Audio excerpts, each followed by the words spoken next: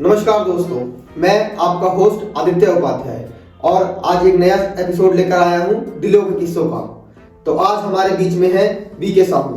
BK Sahu वो व्यक्ति हैं जिन्होंने ग्रास रूट लेवल से पान उद्योग में बहुत बड़ा नाम कमाया है। लोग उन्हें अच्छी तरह जानते हैं, पहचानते हैं।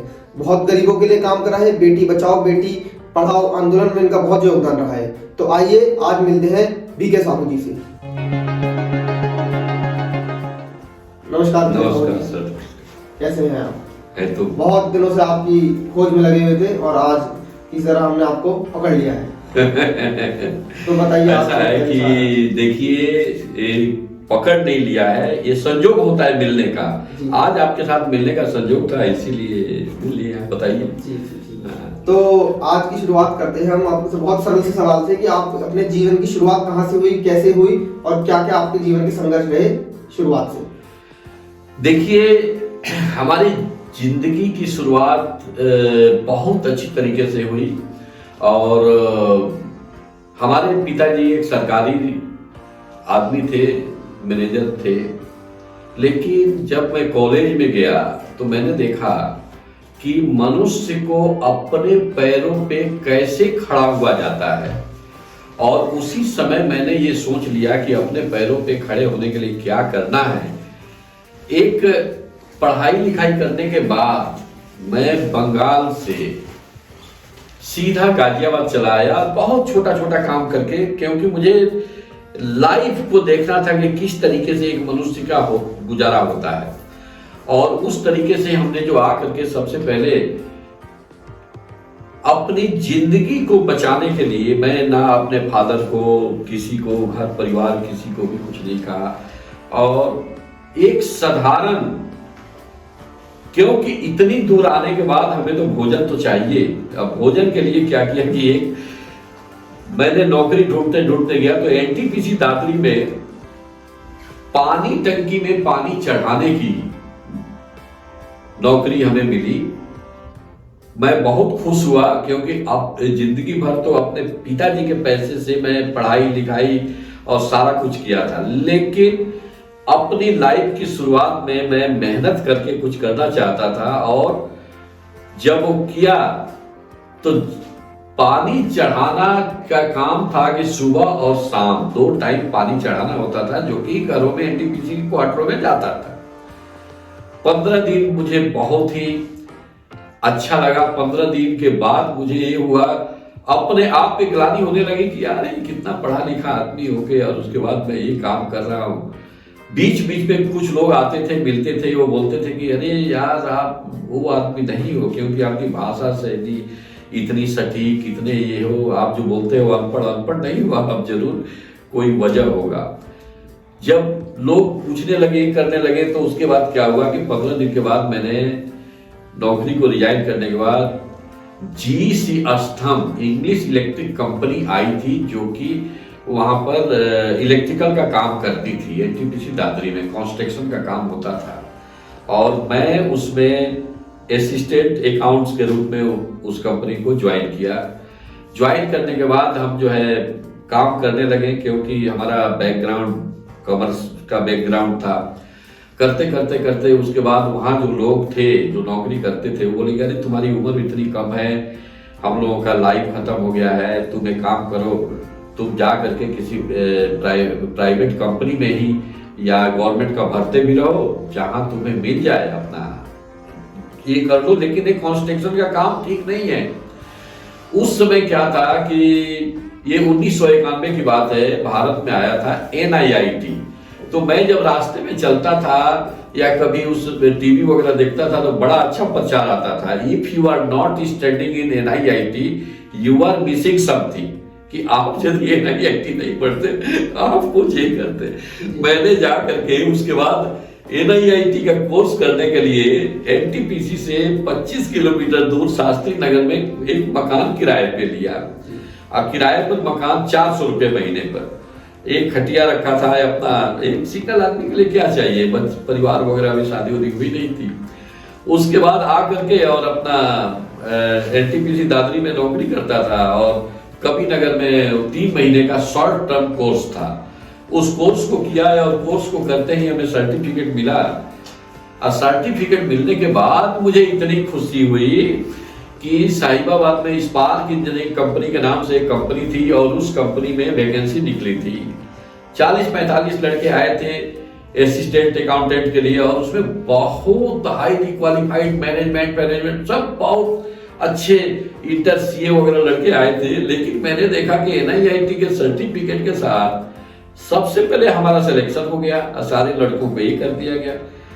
लेकिन मैं बता दूं, वो NIIT उस समय आया था तो बड़े बड़े लेक्चरार आते थे और ये लेक्चर देकर चले जाते थे। मुझे कुछ उतने आइडिया नहीं था, बस यही बैठाए थे कि कंप्यूटर कैसे खोला जाता है, कैसे ये किया जाता है। उस समय का जो प्रोग्राम था डीवेस ओवेस कोबोल वो सब आजकल चल भी नहीं रहा। कंपनी में ज्वाइन किया। ज्वाइन करने के बाद काफी मेहनत, लोग चले जाते थे स्टाफ 5 बजे, लेकिन मैं बैठा रहता था 7-7 बजे 8-8, क्योंकि एक हमें कुछ नया नया सीखना था। और वही एक चीज ऐसा था जो हमारे लाइफ की शुरुआत में वो मुझे बहुत कुछ दे गया। कुछ 3-4 महीने के बाद ही हमें बैठा करके टैक्सेशन डिपार्टमेंट में डाल दिया गया। कंपनी का टैक्सेशन डील करने लगा।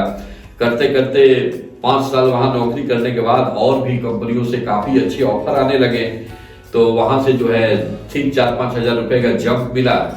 दूसरी कंपनी ज्वाइन किया, वहीं पर मार्बल फाइनेंस लिमिटेड। उसके बाद से जो है करता रहा करते करते करते मैंने अपनी लाइफ की शुरुआत में 14 नौकरी हमने प्राइवेट छोड़ा था जी। छोड़ने के बाद तब जाकर के नोएडा में एक कंपनी थी प्रिंस ग्रुप ऑफ कंपनी, उस कंपनी को ज्वाइन किया। लेकिन वहां जब गया तो देखा कि अरे फैक्ट्री तो चल नहीं रही है, ये तो बड़ा सा बिल्डिंग खंडहर है। तब पता चला कि ये बहुत बड़े इंडस्ट्रीज की बिल्डिंग है और इनका कारोबार जो है 2001 में बंद हो गया है। 2006 में हम उनके पास गए। अक्सर हमारी लाइफ की शुरुआत वहीं से होती है और वहीं पर जाने के बाद में हम काफी मेहनत के साथ काम करते हैं। उनका कोई बेटा नहीं था, वो मुझे ले करके पूरे इंडिया के कोने कोने में ले करके गए अपने साथ में, और ले जाकर के सारी बातें डांट, जैसे एक गार्जियन होता है अपने बच्चे को गलती होने पे डांटता है, ये करता है, लेकिन हमारे में एक गुण था कि वो जो डांटते थे तो मुझे बड़ा अच्छा लगता था, क्योंकि हमारे लिए ही डांटते थे लेकिन हमारा सारा ख्याल रखते थे। तो वही हमारे लाइफ के जो भी हमारे कुछ भी कहिए सब कुछ वही रहे। लेकिन इत्तेफाक से मुझे इंडिया में सारा उन्होंने सिखाया, काम करने का तरीका, मार्केटिंग का तरीका, सारा कुछ सिखाने के बाद जब हम लोगों को कुछ आगे करने की थी तब तक वो हमें छोड़ करके और इस दुनिया से वो चले गए। अब मैं उसके बाद एकदम अकेला हो गया। अब अकेला होने के बाद भी क्या था, बस जो उन्होंने सिखाया था और उस काम को लेकर के और आगे बढ़े। और एक NGO खोल करके उन्होंने दिया था, जो रास्ते में रेडी पटरी ठेली में जो लोग काम करते हैं, उन्होंने बोले, वो हमें एक बात हमेशा सिखाते थे कि देखो बेटा, जिंदगी में अन्याय मत करना और कभी भी चोरी और इधर उल्टे सीधे कभी एक पैसे का मत करना, भगवान सब देख रहा है। ईमानदारी का फल बहुत ही अच्छा बढ़िया होता है और तू जब ईमानदारी से काम करेगा बहुत आगे जाएगा, क्योंकि कोई भी व्यक्ति सोना चांदी हीरा मोती नहीं खाता है, चाहे वो कितना भी अमीर हो जाए, यही दाल रोटी सब्जी यही सब खाता है। बस एक चीज हमें बोलते थे कि एक चीज याद रखना, नशा मत करना। और आज इत्तेफाक से यह है कि देखिए हमारी इतनी उम्र हो गई है लेकिन आज तक मुझे दारू का टेस्ट नहीं है। पान बीड़ी सिगरेट गुटखा उटका, मैं काम करता हूँ पान वालों के लिए, मीठा पान कभी खा लेता हूँ, लेकिन और कोई नशा नहीं, मैं चाय तक भी नहीं पीता हूँ। लेकिन सबसे बड़ी जो हमारी लाइफ की, या और भी मैं देशवासियों को ये कहना चाहते हैं कि सच्चाई और ईमानदारी, कुछ भी हो जाए उसको मत छोड़ो और सच्चाई और ईमानदारी के रास्ते पे चलो और आप जो चाहते हो वो हो जाएगा। जब आप सच्चाई के रास्ते में चलेंगे तो आपको बहुत सारे दुविधा मिलेगी, बहुत सारे कांटे मिलेंगे, लेकिन उसके बाद भी सच्चाई और ईमानदारी का रास्ता नहीं छोड़ना है। रामचंद्र जी भगवान को क्या कमी थी कि उनके घर वाले ने ही के वजह से उनको जो है वन में जाना पड़ा। श्री कृष्ण में क्या कमी थी कि उनके घर वाले की तरफ मामा की वजह से ही उनको मौत के घाट उतारने का फरमान किया गया। लेकिन सच्चाई और ईमानदारी के रास्ते पे चलने से होता क्या है कि जिसने आपको धरती पर भेजा है, आपके सब कुछ उसी के हाथ में है। जब आपका बुलावा आएगा आपको बुला लेगा, जब तक आपको रखना है रख लेगा।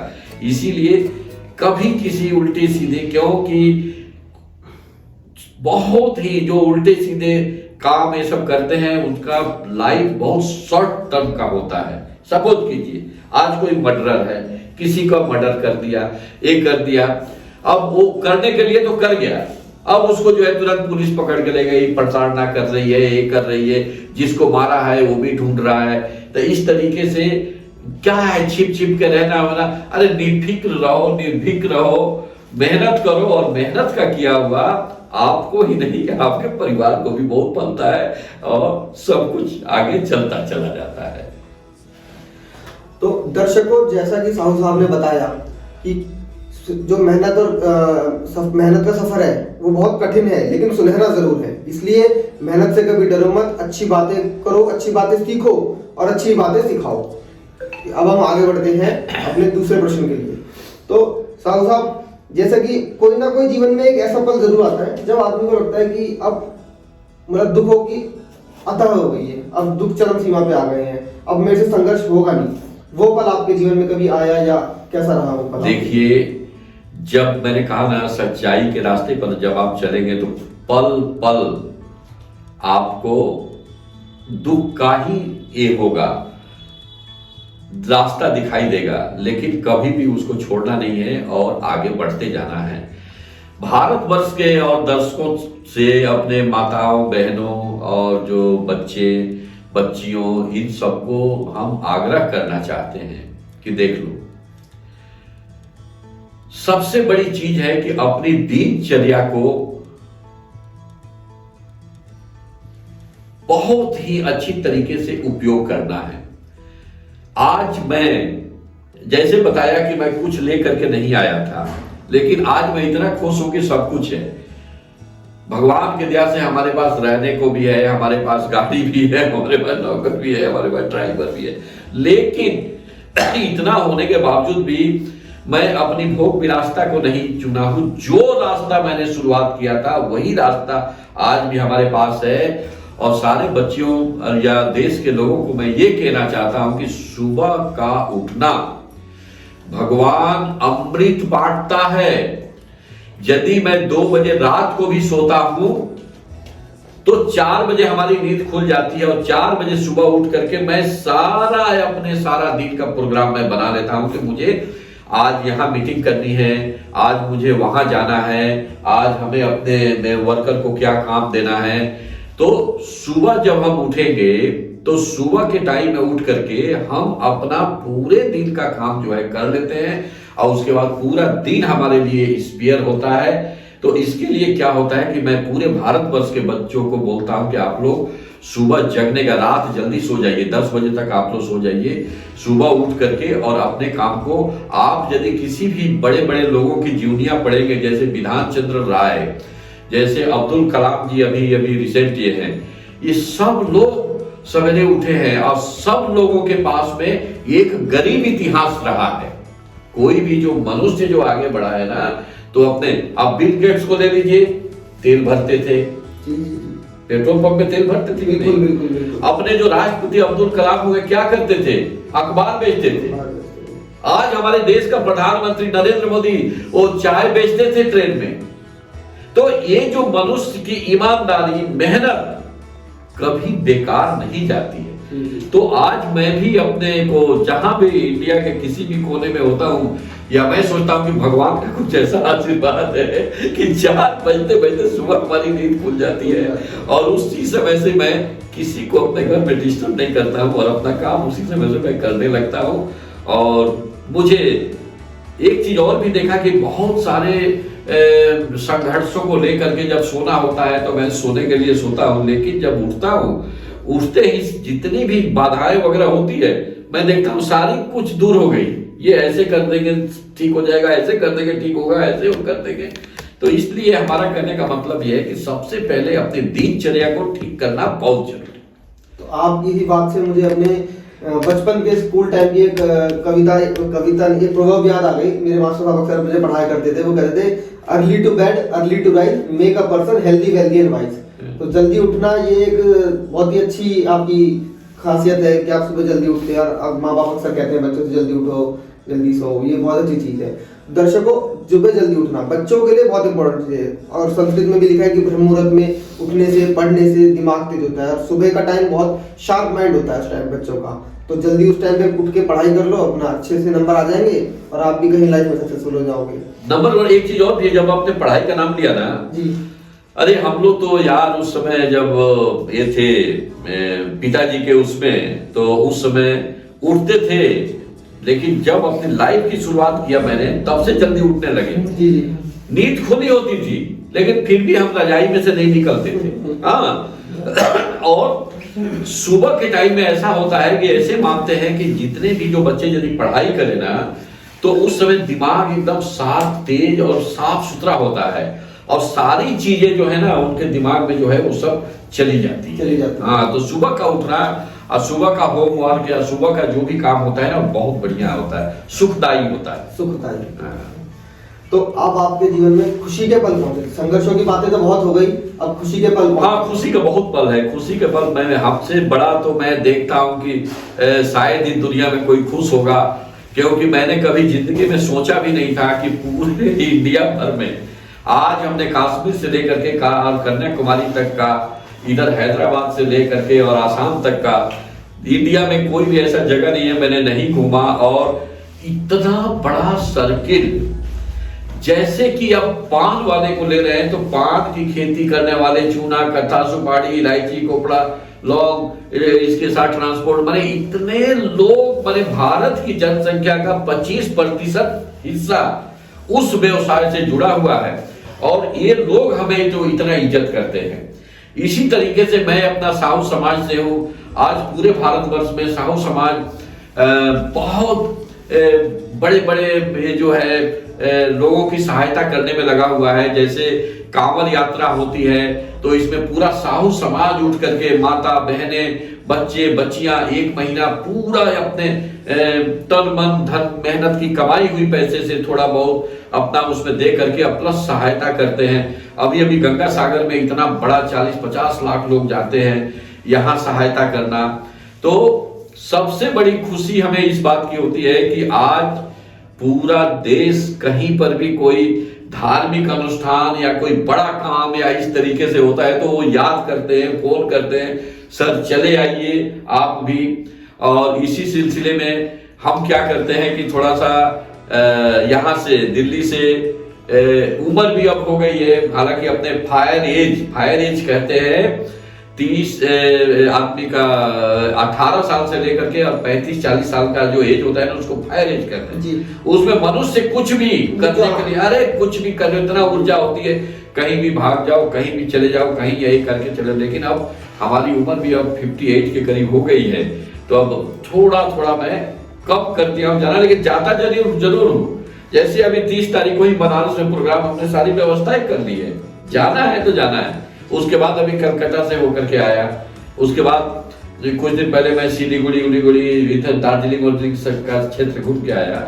तो घूमने से क्या होता है कि वातावरण और प्लस चारों तरफ के विभिन्न तरीके से लोगों से मिलना जुलना, ये मनुष्य की जिंदगी के खुशी के सबसे बड़े पल होते हैं।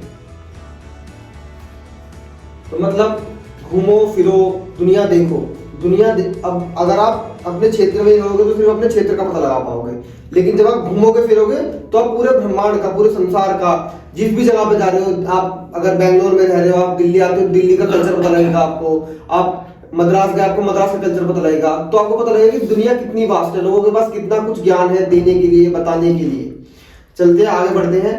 तो साहू जी, जैसे कि आपने बताया कि आप पान उद्योग से काफी जुड़े हुए हैं और बिल्कुल ग्रासरूट लेवल पे जुड़े हुए हैं, और जैसा कि अमूमन पाया गया है कि जो इस तरह का काम करते हैं, जिनकी इस तरह की दुकानें हैं, उनके पास आर्थिक रूप से ज्यादा कुछ होता नहीं है जुड़ा रहने के लिए। नहीं तो, नहीं, हाँ चलिए बताइए। तो उसमें जैसे उनके पास आर्थिक रूप से कुछ होता नहीं है, ज्यादा कुछ जुड़ा रहता नहीं है उनके पास, और मतलब जितने जैसे जिनके जो पैसे कमाए वही खर्च कर देते हैं, तो उसमें आपका क्या योगदान रहा उनको बताने के लिए कि जीवन यापन कैसे करना है और जीवन को किस तरह जीना है ताकि अपना जीवन सुखद बना सके? ऐसा है कि देखिए क्या है कि सबसे बड़ा चीज होता है कि आज हमारे देश में कम से कम 30 से 32% लोग ऐसे हैं जो जिनका गुजारा रेहड़ी पटरी ठेली इन सब में होता है, और हमें उन लोगों को शिक्षित करना है। पैसे कम नहीं कमाते हैं, वो 400-500 रुपया पर डे कमा लेते हैं, कोई 1000 रुपया भी कमा लेता है। अब उनको शिक्षित ये करना है कि यदि वो 500 रुपये कमाता है, 500 रुपये में शाम को क्या करेगा कि जाके 100-150 रुपये का दारू पी लेगा। अरे उसको ये भी देखना है कि हमारा मकान का किराया भी है, जिसे हमारे बच्चों का पालन पोषण भी है, सब कुछ है। लेकिन आज कमाता बहुत है लेकिन सिस्टम उसको नहीं पता है कि किस तरीके से एक जिंदगी को जिया जाता है। मैं एक एग्जांपल दे रहा हूं। सपोज कीजिए कि एक पान वाला या एक आपका सब्जी वाला जो रेडी पटरी ठेली पे या गुट्टी पे काम करे, यदि वो 500 रुपया पर डे कमाया, यदि वो ये करे कि 100 रुपया का अपने मकान के किराए का लिए रख दे, 100 रुपया में अपने खाने पीने का जो साधारण आटा चावल दाल ये सब ये कर दे। अब ये नहीं करता हूँ जैसे 80 रुपए केजी चावल है तो तुम 80 रुपए केजी खाओ, एक नॉर्मल जो रेट है उसमें ये करो। उसके बाद अपना 30-40-50 रुपया अपना सब्जी के लिए निकाल दे। उसके बाद यदि वो चाहे तो 200 रुपया पर डे बचा सकता है। 200 का मतलब एक महीने में जो है 6000 रुपया होता है, एक साल में 72,000 रुपया होता है।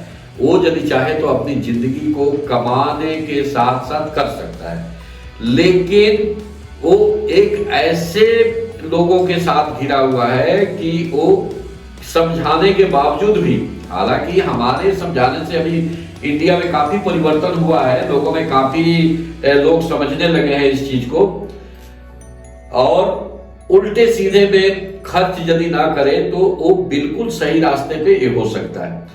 अब एक बार आप लोगों ने सुना होगा कि नरेंद्र मोदी जी ने कहा था कि पकौड़े तलने का। जी जी जी जी, लोग काफी हंसे हैं इंडिया में। हाँ जी हाँ जी हाँ जी। लेकिन काम कोई छोटा नहीं होता है मेरे भाई, याद रखना, ये काम कोई छोटा नहीं होता है। मैं जब सूरत गया तो पता चला कि एक पकौड़े तलने वाला आदमी है, जो वहां मार्केट लगती है, उस पूरे मार्केट में जिसको भी पैसे की जरूरत होती है 2000, 5000, 10,000, हालांकि लाख लाख रुपया तक दे रखा है। आप सपोज कीजिए कि एक इंजीनियरिंग आज 5-7 लाख रुपया लगा करके लड़का पढ़ करके जब जाता है तो उसकी इनिशियल शुरुआत 20-25 हजार रुपए से ही होती है जी। उसके बाद जो एक्सपीरियंस करते करते करते करते बढ़ते बढ़ते हो जाता है। तो हमारे समाज में जो पढ़े लिखे लोग नहीं हैं, कुछ नहीं कर सकते हैं, तो पकौड़े तलना भाई मेरे बुरा चीज नहीं है। मेहनत करके खाना कभी बुरा चीज नहीं है। हराम का खाना, बैठ करके खाना ये बुरी चीज है, लेकिन मेहनत करके खाना कोई बुरी चीज नहीं है, नंबर 1। दूसरा, आपने बताया पान की दुकानें जो होती है उसको कहते हैं एक मिनी जनरल स्टोर कहते हैं। एक पान वाला जो पान की दुकान जो करता है तो उसके पास आप जाएंगे तो देखेंगे कि पान भी मिलेगा, उसके बाद पेय पदार्थ कोल्ड ड्रिंक्स भी मिलेगा, पान मसाले भी मिलेंगे, उसके पास जो है टॉफी, चॉकलेट, विभिन्न तरीके का आपका रेजर ब्लेड, मतलब बहुत तरीके की चीजें बिकता है। उसको एक मिनी जनरल स्टोर कहा जाता है। लेकिन उसने क्या किया कि जितनी भी चीजें बेचता है, एक भी सामान के ऊपर आप हाथ रख दीजिए, उसको बनाने वाला करोड़पति, अरबपति, खरबपति है, लेकिन आज वो खाकपति है। क्यों? क्योंकि उसने सबको तो काफी ऊंचाई प्रदान कर दिया, लेकिन आज अपनी एक घमंड और इसके वजह से आज वो वही का वही है, आज वो आगे नहीं बढ़ पाया। अब इन लोगों को समझा करके, इनको बता करके कि कैसे जीवन एक किया जाता है, धीरे धीरे धीरे अब परिवर्तन होने लगा है इंडिया में, और हमें लगता है कि आगे आने वाले टाइमों में अभी और भी काफी परिवर्तन हो जाएगा। और हम जब तक अपने देश के गरीबों का हम उनको समझा बुझा करके जब तक उनके दिनचर्या को हम चेंज नहीं कर सकते हैं ना, हमारा देश आगे नहीं बढ़ सकता है।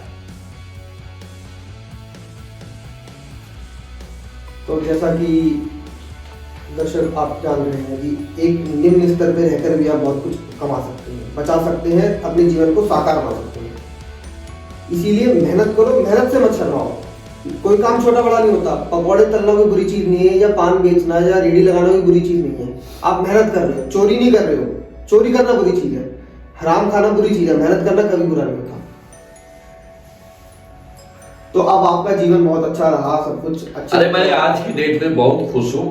सबसे बड़ा खुश ये हूँ कि सुबह जब मैं, वो तो वही दिनचर्या है कि सुबह 4 बजे उठता हूँ, उठ करके अपना जो भी चारों तरफ के जितने भी कॉल्स वगैरह शाम को आए हुए होते हैं, कभी नहीं देख पाया, वो पूरी लिस्ट बना करके सारे लोगों से बात करना, और बहुत सुकून मिलता है। हंसना बोलना, सुबह से ही हंसते हुए हमारा दिन बीतता है। और हंसने का मतलब है, मैं भी देशवासियों को बोलता हूँ कि कितनी भी समस्या हो, लेकिन यदि आप हंसना चालू करेंगे ना, तो आपकी आधा से ज्यादा समस्या वही सॉल्व हो जाएगी। और हंसने से आपकी सारी शरीर की इंद्रियां जो है ना प्रफुल्लित रहेगी। जितनी इंद्रियां आपकी है ना, आप हंसते हैं तो आपका सारा इंद्रियां वर्क करती है। तो इसीलिए हंसते रहिए। कोई भी काम आए उसको बाधा मत समझिए। होता क्या है कि आज मुझे समझ में आता है कि जो मैथ हम लोग पढ़ते थे और थोड़ा सा क्रिटिकल होता था तो हम लोग छोड़ करके उसको आगे चले जाते थे। लेकिन जो बच्चा जो क्रिटिकल होता था उसमें उलझ करके उसको सॉल्व कर देता था, आज वही IAS IPS और बड़े बड़े पोस्टों में लड़के हैं। तो किसी भी समस्या को समस्या नहीं बनानी है, बल्कि उसके अंदर घुस करके उस समस्या का निदान करना है।